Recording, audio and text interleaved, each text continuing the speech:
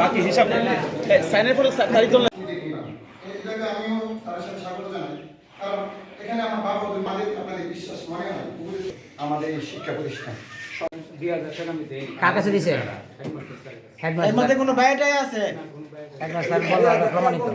আচ্ছা আচ্ছা ঠিক আছে, আপনি যান। ভাইদেরকে আমরা যুদ্ধ কমিটি আছে, এই কমিটি অলরেডি ভাই হিসাবে আপনারা আমরা এগুলি রোধ দিয়ে আমরা ছাত্র বাবার স্বীকারোক্তিমূলক জবানবন্দি আছে।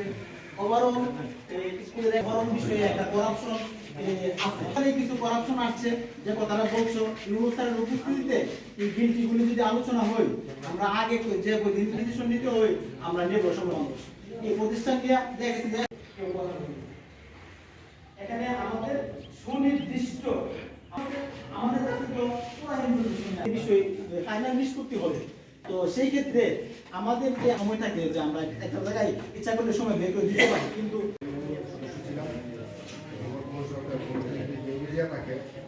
এখনো আছে আমাদের জুনিয়র কাছ থেকে এখনো কোনো নির্দেশ পাইনি।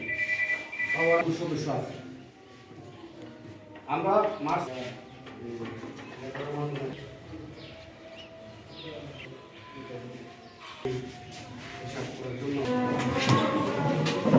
এটা হচ্ছে যে আমরা ইউনিয়ন পর্যায়ে দিব, ইউনো স্যার এটাকে সম্পূর্ণ করছেন।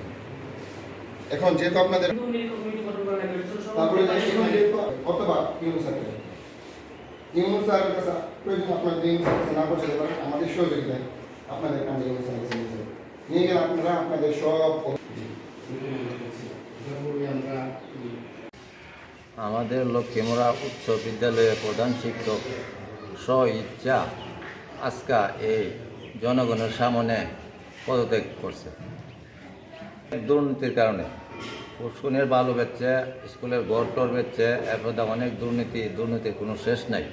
এই দুর্নীতির কারণে এলাকাবাসী তারে জিজ্ঞাসাবাদ, তার কোনো জিজ্ঞাসাবাদের উত্তর দিতে পারে নাই, এই বলে তার পদত্যাগ করছে।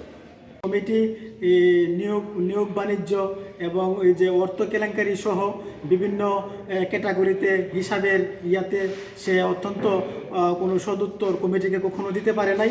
সে সবসময় একটা প্রভাবশালী আওয়ামী লীগের একটা প্রভাবশালী মহলের ছত্রছায়ায় সে প্রতিষ্ঠানে বিভিন্ন দুর্নীতি এবং এই যে অনিয়ম স্বজনপ্রীতি করে গেছেন, এবং এই কারণেই আজকে তিনি কমিটির সদস্যগণের সামনে উপস্থিত গণ্যমান্য ব্যক্তিগণের সামনে বৈষম্য বিরোধী ছাত্র আন্দোলনের কর্মীগণের সামনে তিনি স্বেচ্ছায় স্বজ্ঞানে তিনি এই অভিযোগ মাথায় নিয়ে তিনি পদত্যাগ করেছেন। করছিলাম হিসাব দেওয়ার জন্য, কিন্তু সে বিভিন্ন প্রভাবশালী ছত্রছায়ায় আমাদেরকে হিসাব দেয় নাই। বিশেষ করে প্রত্যেক ইউনিয়নের চেয়ারম্যান জনাব তাজুল ইসলাম এবং সাবেক ইউনিয়ন আওয়ামী লীগ সেক্রেটারি জনাব দুধ মিয়া, ওনাদের ছত্রছায়ায় উনি লক্ষ লক্ষ টাকা দুর্নীতি করছে এবং স্বজনপ্রীতি করে 4 জন লোক কর্মচারীকে নিয়োগ দিচ্ছে, আমাদেরকে তার সে কোনো হিসাব দেন নাই।